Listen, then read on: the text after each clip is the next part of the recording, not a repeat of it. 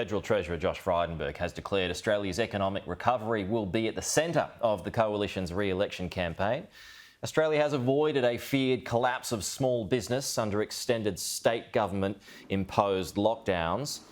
The rate of forced company closures is almost half that of pre-pandemic levels. New Treasury data reveals a $150 billion increase in business cash holdings over the past 2 years. Mr Frydenberg says taxpayer-funded pandemic rescue packages have saved the business sector and the nation is poised for rapid post-pandemic economic recovery. And the Treasurer, Josh Frydenberg, joins us live now. Treasurer, good to see you. Thanks for your time this morning. No doubt the economy is humming along, but have even you been surprised at the number of businesses that have been able to stay in business because of, essentially the money that you threw at them? Well, it's a better than expected outcome, with insolvencies down by around 40% year on year. It's another proof point in Australia's road to economic recovery. It comes after we've seen job ads 30% higher than they were going into the pandemic. Consumer confidence rising in 7 out of the last 8 weeks. Unemployment at 4.6%, a 12-year low. And consumer spending really picking up in the lockdown states of New South Wales and Victoria as a result of the easing of restrictions. So we're pretty optimistic and confident, Pete, about the economy's outlook, and so is the Reserve Bank. Just last week, they upgraded their economic outlook and their growth forecast from 4.25% to 5.5% for next year, and they're expecting to see unemployment in the 4s for a sustained period, the first time since the 1970s. Still an issue with skilled workers, though, and we spoke about this a few times last week. The problem for businesses right across the country, for that matter, is that they don't have a signal from you, from your government, on a date on when they can expect skilled workers to get here. So what kind of assurance can you provide? What date are you working towards? Well, as you know, there's been an easing of restrictions with respect to border travel, international travel and domestic travel.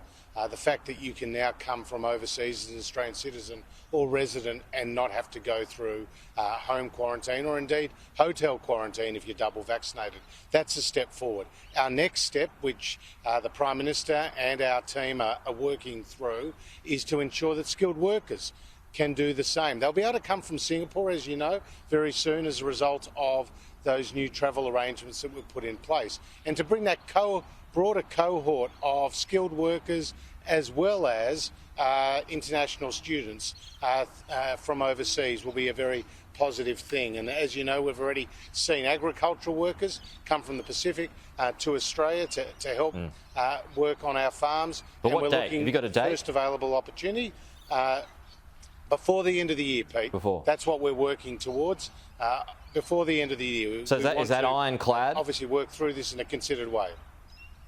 Well, that's what we're working towards, and of course we'll have more to say about that at a later point. Okay, well, and also we've spoken about this a few times too. You've got workers now perhaps coming through Singapore in the travel bubble. Still can't get them from WA though, and the Premier announced last week on Friday that he's not going to open the border until the state reaches 90% double dose. It's estimated to be February next year. So essentially we've got an island within an island here in Australia at the moment. What is your response to that?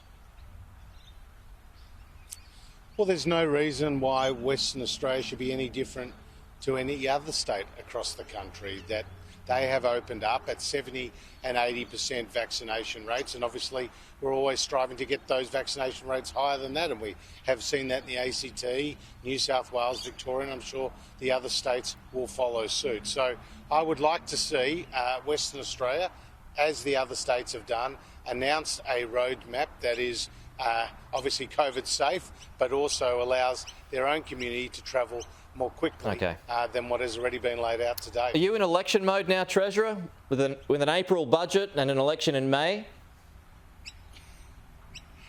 No, there's no election has been called, Pete, but what we are doing is obviously explaining to the Australian people the strength of the economy, the fact that our measures that we announced over the course of this pandemic, more than 500 strong, that saw regulators, the Reserve Bank, business and government come together have worked. The Labor Party set us a key test, in their words, a key test midway through last year, which was we would be judged as a government on our management of the recession by what happened to jobs and to businesses. And as we now know, businesses have got back on their feet, jobs have been created, and there's 1.4 million additional people who are in work since we've come to government.